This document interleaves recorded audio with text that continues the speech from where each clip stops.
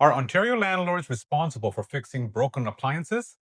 What about dead light bulbs or mold?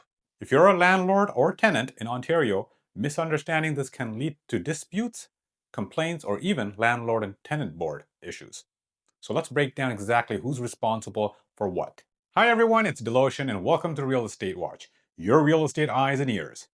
On this channel, I share practical insights for buyers, sellers, landlords, and investors across the GTA so you can make smarter real estate decisions and avoid costly mistakes. So, with that in mind, let me walk you through this step by step so you understand what's happening, what the risk is, and what it means for you.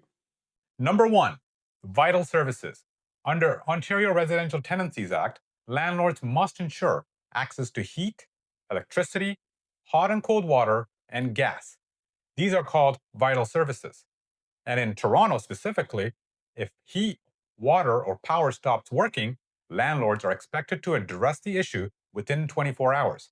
Also, understand that even if utilities are in the tenant's name, the landlord is still responsible for making sure the systems themselves are working.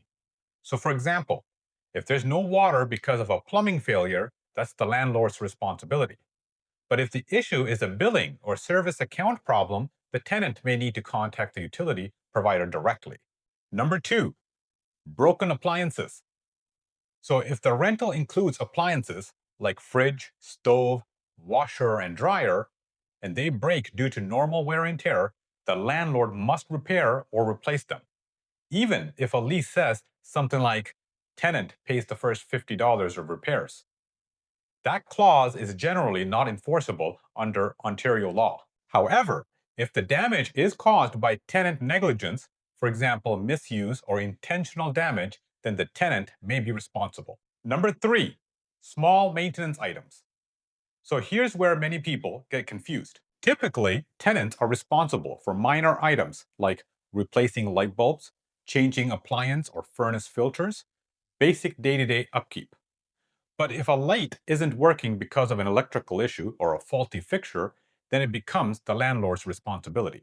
Number four, mold and pest issues. Landlords must provide a unit that meets health and safety standards. So that means the unit must be free from mold and pest infestations. But tenants also have responsibilities.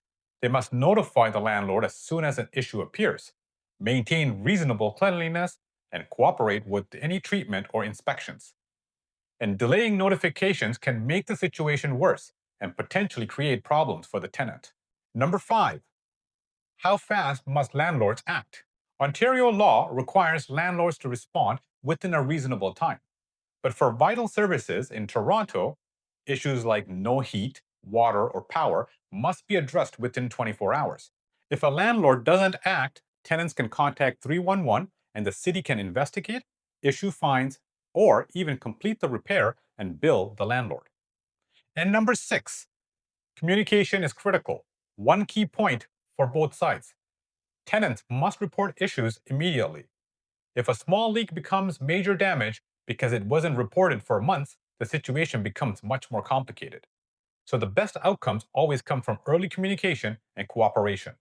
And understanding maintenance responsibilities isn't just about following the rules.